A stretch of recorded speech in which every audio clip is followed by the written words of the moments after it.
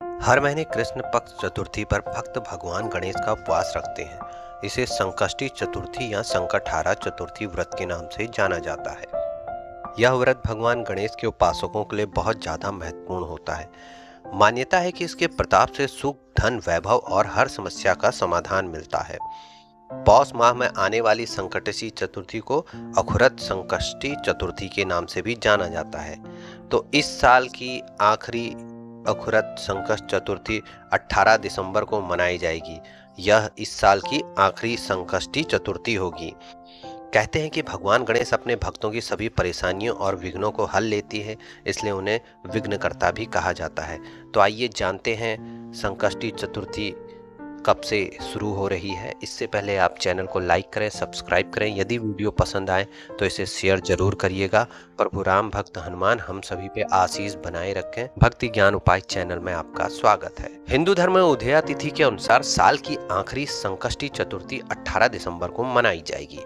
चतुर्थी तिथि की शुरुआत 18 दिसंबर को सुबह 10:06 से शुरू होगी। इस तिथि का समापन 19 दिसंबर को सुबह 10:02 पर होगा। संकष्टी चतुर्थी के दिन चंद्रमा को अर्घ्य देके रात 8:27 बजे तक आप अर्घ्य दे सकते हैं। आइए अखुरत संकष्टी पूजन विधि के बारे में जानते। इस दिन सूर्योदय से पहले उठकर स्नान करें, फिर साफ सुथरे कपड़े पहने। पूजा घर के ईशान कोण में चौकी रखें, उस पर लाल या पीले रंग का कपड़ा बिछाकर भगवान गणेश की मूर्ति स्थापित करें। सबसे पहले गणेश जी का ध्यान करते हुए व्रत का संकल्प लें। पूजन विधि को शुरू करें। गणेश जी को दुर्वा, अक्षत, पान, जल अर्पित करें। भगवान गणेश की उपासना मंत्रों और जाप के साथ करें। संध्या काल में भगवान गणेश की पूजा करें और उसके बाद चंद्रमा को अर्घ्य देके पूजा की संपन्न होगी। पूजा करने के लिए सबसे पहले भगवान गणपति का शुद्ध जल से अभिषेक करें। पूजन के दौरान भगवान गणेश की कथा पढ़ें, सुने और दूसरों को भी सुनाएं। आरती कर पूजा का समापन करें, उन्हें भोग लगाएं। इसके लिए गन्ने की खीर बेहद शुभ मानी जाती है।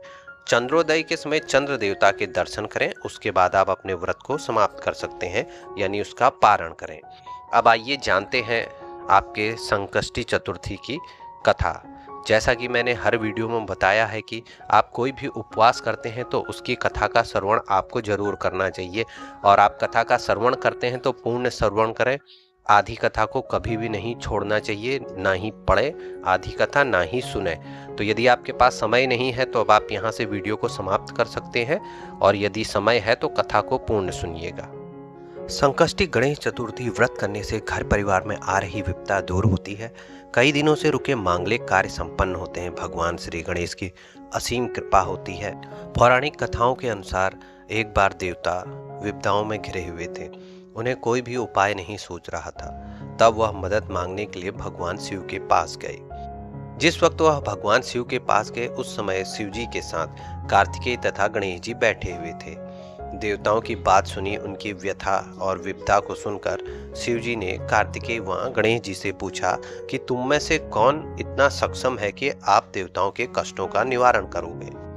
तब कार्तिकेय व गणेश जी ने दोनों ने स्वयं को ही इस कार्य के लिए सक्षम बताया। इस पर भगवान शिव ने दोनों की परीक्षा लेते हुए कहा कि तुम दोनों में जो सबसे पहले पृथ्वी की परिक्रमा करके आएगा वही देवताओं की मदद करने जाएगा। भगवान शिव के मुख से यह वचन सुनते ही कार्तिकेय जी तुरंत अपने वाहन मोर पर बैठकर पृथ्वी की परिक्रमा के लिए निकल गए। गणेश जी सोच में पड़ गए। वह चूहे के ऊपर चढ़कर सारी पृथ्वी की परिक्रमा करेंगे तो इस कार्य में उन्हें बहुत समय लग जाएगा। तभी उन्हें एक उपाय सूझा। गणेश जी अपने स्थान से उठे और अपने माता पिता की 7 बार परिक्रमा करके वापस बैठ गए। परिक्रमा करके लौटने पर कार्तिकेय स्वयं को विजेता बताने लगे। तब शिव जी ने गणेश जी से पृथ्वी की परिक्रमा न करने का कारण पूछा। तो गणेश जी ने कहा, माता पिता के चरणों में ही समस्त लोक है। यह सुनकर भगवान शिव ने गणेश जी को देवताओं के संकट दूर करने की आज्ञा दी। इस प्रकार भगवान शिव ने गणेश जी को आशीर्वाद दिया कि चतुर्थी के दिन जो तुम्हारा पूजन करेगा और रात्रि में चंद्रमा को अर्घ्य देगा, उसके तीनों ताप यानी दैहिक ताप, दैविक ताप तथा भौतिक ताप दूर होंगे। इस व्रत को करने से व्रतधारी के सभी तरह के दुख दूर होंगे और उसके जीवन के भौतिक सुखों की प्राप्ति होगी। चारों तरफ से मनुष्य की सुख समृद्धि बढ़ेगी। पुत्र पौत्रादि धन्य ऐश्वर्य की कमी नहीं रहेगी। तो ये आपकी संकष्टी चतुर्थी की आपकी कथा समाप्त होती है। वीडियो को समाप्त करता हूँ। धन्यवाद। जय श्री राम।